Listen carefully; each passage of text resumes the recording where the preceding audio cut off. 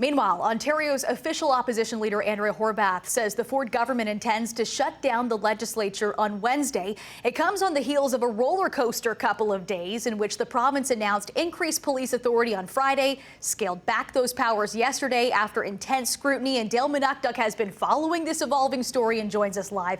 Dale, what more can you tell us tonight?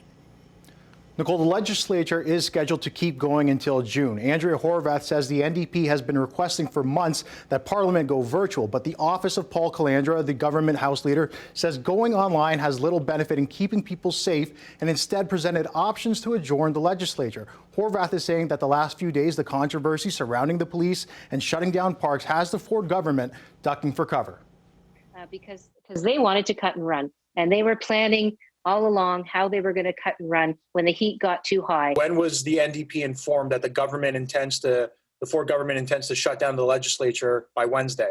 So we got inkling of it right after the government, Doug Ford made his hugely problematic announcement that he was bringing carding back and closing playgrounds.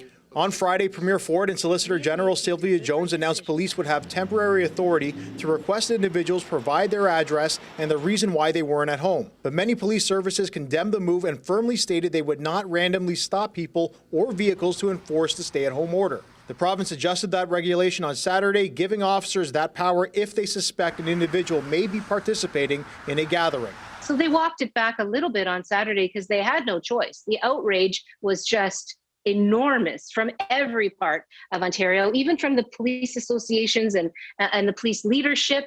I mean, for them to lose the police this weekend that quickly, that's huge. CHCH News political contributor Keith Leslie says it wasn't just the police issue. The past 7 days, remember it started last Sunday was schools are going to be open, Monday schools are going to be closed. And then we ended the week with, this failed attempt at a police state. Leslie says Ontario has lost the confidence in the Ford government. Especially for a government that's already under attack from doctors and public health units and nurses and all sorts of people saying you're not really doing what needs to be done. You're not really locking down. You're not really helping essential workers. The NDP says they will not cooperate with PCs unless their demands are met, including the police regulation. We want a complete repealing of that regulation that they put in place. They have to pull it back completely. And then they need to put in paid sick days. And they need to give people paid time off to go get their vaccines. And they need to really shut down all businesses that aren't essential and provide the supports necessary to protect those businesses and those workers. In response to the suggested adjournment, Stephen Del Duca, leader of the Ontario Liberal Party, says this is a confirmation that Doug Ford has lost the plot, is in a complete crisis, and is hiding from the people of Ontario. He needs to go before he causes any more damage.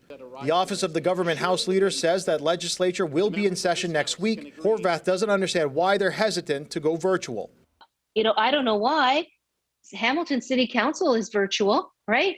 Toronto City Council is virtual. Most of the cities have found the solution. The rules are relaxed. And, Now, the Ford government is the majority and does have the authority to shut down the legislature as long as they meet the required minimum number of hours for debate for the budget and a few other bills. It has happened before. Former Premier Dalton McGuinty shut down the government back in 2012. Back to you.